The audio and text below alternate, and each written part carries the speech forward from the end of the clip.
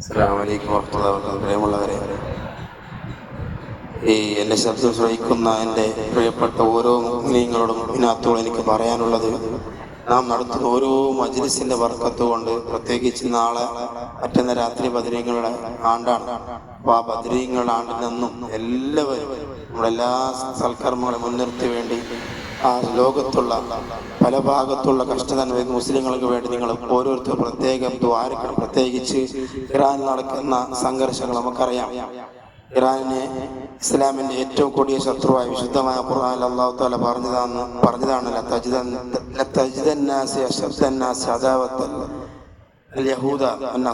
ഇസ്ലാമിലെ ഏറ്റവും കൂടിയ ശത്രു അത് ജൂതന്മാരും ക്രിസ്ത്യാനികളുമാണ്.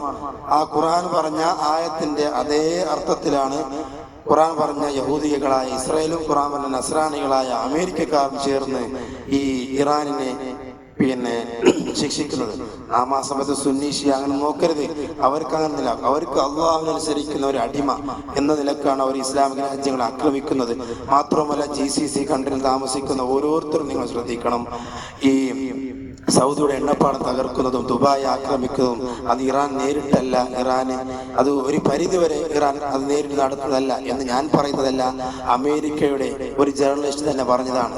അത് മൊസാദിന്റെ ചാരന്മാരുണ്ടല്ലോ, ലോകത്തെ ഏറ്റവും വലിയ ചാരന്മാരാണ് ഇസ്രായേലികളുടെ ചാരം സംഘടനയായ മൊസാദ്. അവർ നടത്തുന്നതാണ്. കലക്കവെള്ളത്തിൽ മീൻ പിടിക്കാന്ന് നിങ്ങൾ കേട്ടിട്ടില്ലേ?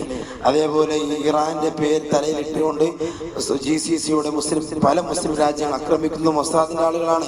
ഈ നരാധന്മാരായ ഈ ഇസ്രായേലി ജൂതന്മാരാണ്. അപ്പൊ നമ്മളാരും ഇറാനോട് ശത്രുത, അവർക്ക് അങ്ങനെ ആവട്ടെ. പാവപ്പെട്ട 70ഓളം പിഞ്ചു പെൺമക്കളെ കൊന്നൊടുക്കിയ ഇസ്രായേലാണ് ഈ നമ്മുടെ മുമ്പിൽ ഇപ്പോൾ ഉള്ളത്. അപ്പൊ നമ്മ അറിയാതെ നമ്മുടെ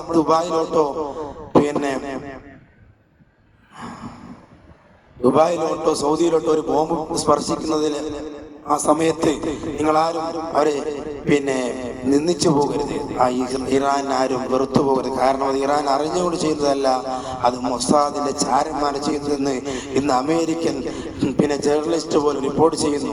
അത് 100% ശരിയാണ്. കാരണം ഇസ്ലാമിന്റെ അകത്തും പുറത്തും ഏറ്റവും കൂടുതൽ നമ്മളോട് ശത്രുത വെച്ച് പുലർത്തുന്നത് അത് ജൂതന്മാരാണ്. ഇസ്രായേൽ ഇന്നൊരു രാജ്യമാണെങ്കിൽ ലോകത്തുള്ള ഏതൊക്കെ ജൂതനുണ്ടോ അവനൊക്കെ നമ്മുടെ ശത്രുവാണ്. അവൻ ഏറ്റവും വലിയ ശത്രുവായിരിക്കും. അതുകൊണ്ട് നിങ്ങൾ ഓരോ വിലപ്പെട്ട റമദാൻ രാത്രികളിലും മുസ്ലിം സമുദായത്തിന് വേണ്ടി, പാവപ്പെട്ട് പടഞ്ഞു വീഴുന്ന മരണപ്പെട്ടു വീഴുന്ന കുഞ്ഞുങ്ങൾക്ക് വേണ്ടി, ഇറാനിൽ 500ഓളം വരുന്ന 80ഓളം വരുന്ന പെൺമക്കളാണ് മരണപ്പെട്ടത്. അവർക്ക് വേണ്ടി നിങ്ങൾ ദ്വാരക്കുക. ദ്വാരുന്നില്ലെങ്കിൽ നാളെ അള്ളാഹുവിന്റെ കോടതി നിങ്ങളോട് ചോദ്യമുണ്ടാവും. എന്തുകൊണ്ട് മുസ്ലിങ്ങൾ ഇങ്ങനെ പടഞ്ഞു വീഴുമ്പോൾ നീ എന്ത് ചെയ്തു ചോദിക്കുമ്പോൾ നമുക്കൊന്നും ചെയ്യാൻ പറ്റില്ല എന്ന് ഒഴിഞ്ഞു പാറാൻ പറ്റില്ല. മറിച്ച് നമുക്ക് ചെയ്യാനുള്ള അഭിമാനവിധങ്ങൾ ഹദീസിൽ പഠിപ്പിച്ചതാണ്. നമ്മുടെ ആയുധം ദുആ ആണ്. നിങ്ങൾ ദുആ ചെയ്താൽ മാത്രം മതി. എത്ര വല്ല കൊലകൊമ്പനെ സാക്ഷാൽ അന റബ്ബുക്കുൽ ആല എന്ന് ഖുർആൻ പഠിപ്പിച്ച ഫറോയെ പോലും അല്ലാഹു തആല ഇന്നുവരെ ലോകത്തിന് ദൃഷ്ടാന്തമായി ഇന്നും അവനെ നശിപ്പിച്ചു, നമുക്ക് മാതൃകയായി കാണിച്ചു തരുന്നുണ്ട്. ആ ഫറോയെ നശിപ്പിച്ച അല്ലാഹു ഇന്നുമുണ്ട്.